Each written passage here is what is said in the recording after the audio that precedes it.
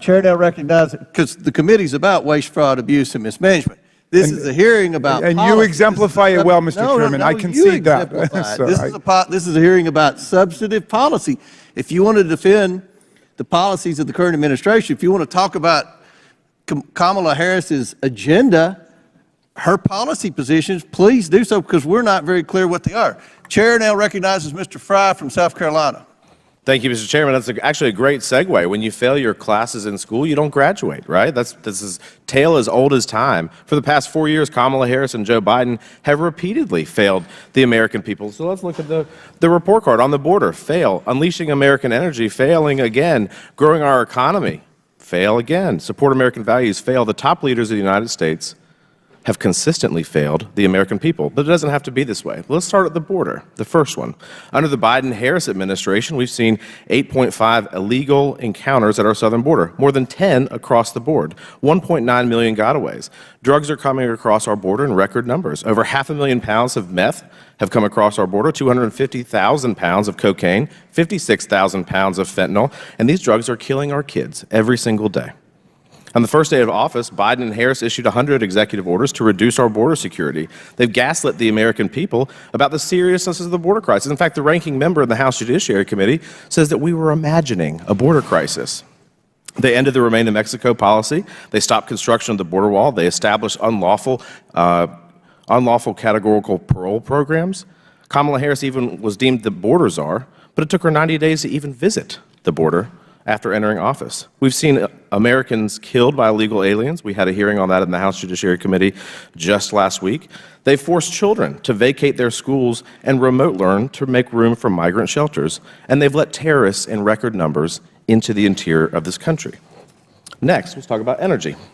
On day one, they shut down construction of the Keystone XL pipeline that eliminated 10,000 good-paying jobs. On day one, the U.S. rejoined the Paris Climate Agreement without any consultation at all from Congress. They've banned LNG exports, pushing Europe further into the arms of Russia. They've tried to ban gas stoves. Their policies have led to skyrocketing gas prices under this administration. They have drained the Strategic Petroleum Reserve, arguably for political reasons. They insert climate change into every policy, which hampers domestic production. They block domestic mineral development in the United States, again, further pushing the rest of the world into China and getting those minerals. They've restricted energy development on federal land, and they've crippled our domestic energy production, which has harmed our national security. Next, on the economy. Everyone feels it.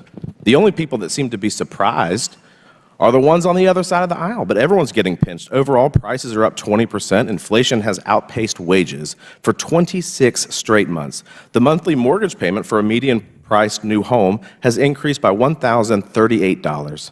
Interest rates are over 5%, the highest in over 23 years.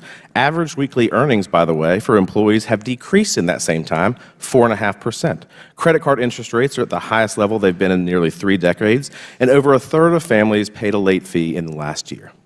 Moving on to the next one. Foreign policy. For starters, the Biden-Harris administration withdrew from Afghanistan. I don't need to talk much about that, given what has happened, given the catastrophe that happened there. That was a huge blunder. Unfortunately, the failures continue. The Biden-Harris administration has been incredibly mixed-messaged on whether to stand with Israel. Vice President Harris even went so far as to boycott Netanyahu's congressional address in this country. They've handed billions of dollars to Iran, which has funded these terror activities in the Middle East. There have been a complete lack of oversight for the funding of Ukraine. There's been grift all over the place. They allowed a Chinese spy balloon to traipse itself all across the country, eventually getting shot down in my coastal district of South Carolina. They allowed Cuba, a known state sponsor of terrorism, to tour the Miami TSA facilities. They've discharged troops for refusing the COVID vaccine. Let's talk about American values for a second. They've worked to insert DEI initiatives into every aspect of our lives. They allow males to compete in women's sports. Biden and Harris proclaimed Easter as the Transgender Day of Visibility. They have been funding abortions and travel expenses through the Pentagon for military personnel. They have lied to the American people about Biden's cognitive state. I could go on and on and on. And so for somebody who wants a promotion to the highest office in the land, you first have to pass the test. And in every which way, Kamala Harris has not passed the test. She has not upheld her oath of office, and she has failed the American people, and we should not promote her.